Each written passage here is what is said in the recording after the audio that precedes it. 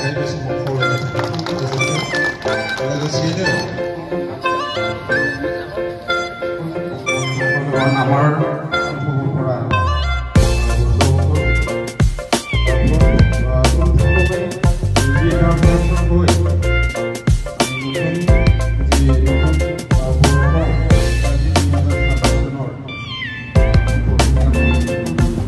गिबि सेन्टारावनो साफ्रोमबो खौरां बुथुमगिरि बिथांमोननिसिम बे समाव साबायखर जासिबाय।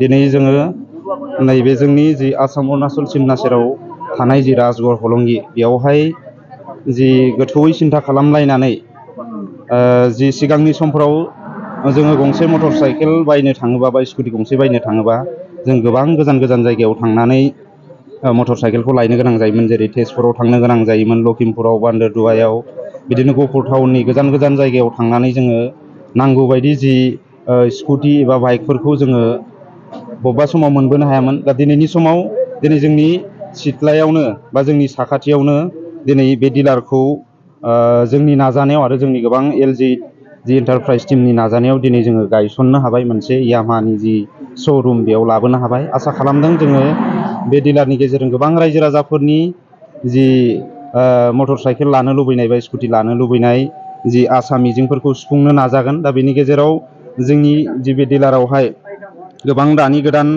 जि सलिफु जि मडेलफोरखौ बेवहाय मोननो हागोन, जेरै एर' X 155 मडेलनि जि स्कुटि मोनगोन, फेसिन' जिथु स्कुटि बेखौ मोननो हागोन, आरो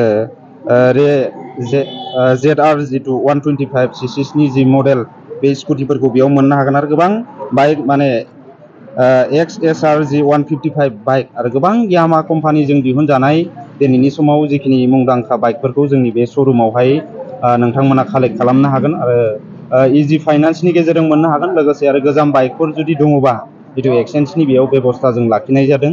बेनिखायनो गोबां बे ओनसोलाव थानाय जोंनि गहपुरनि अनगायै जोंनि गहपुरनि साखाथियाव थानाय जि माखासे दाब दाब ओनसोलनिफ्राय जोंनि बे श'रुमाव फैनानै बाइकफोरखौ नोंथांमोना कालेक्ट खालामनो हागोन आरो उननि समाव नोंथांमोननि जि सहाय सुजुग बेखौ मोनगोन होननानै जों आसा खालामदों। गोजोन्थों। यामा कम्पानिनि माइलेजखौ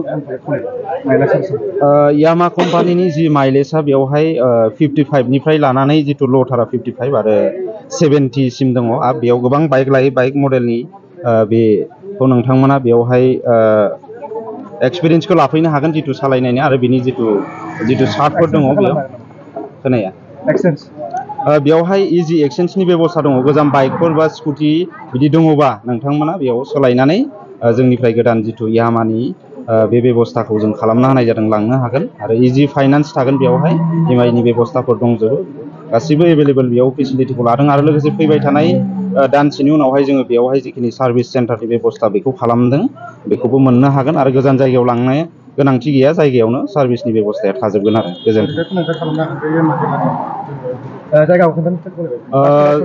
जायगाया राजगड़ जिथु सारियालिनिफ्राय खोलाहा जिथु 700 मिटार फैनानै जि डायमन्ड जिथु इंलिश स्कुलनि साखाथियावनो बियो साहानिफ्राय फैयोबा लेफ्ट साइडआव मोनगोन आरो खोला साइडनिफ्राय जिथु गहपुर टाउननिफ्राय बा आमलायगुरि जानानै फैयोबा जिथु राइट साइडआवहाय जोंनि बे श'रुमा।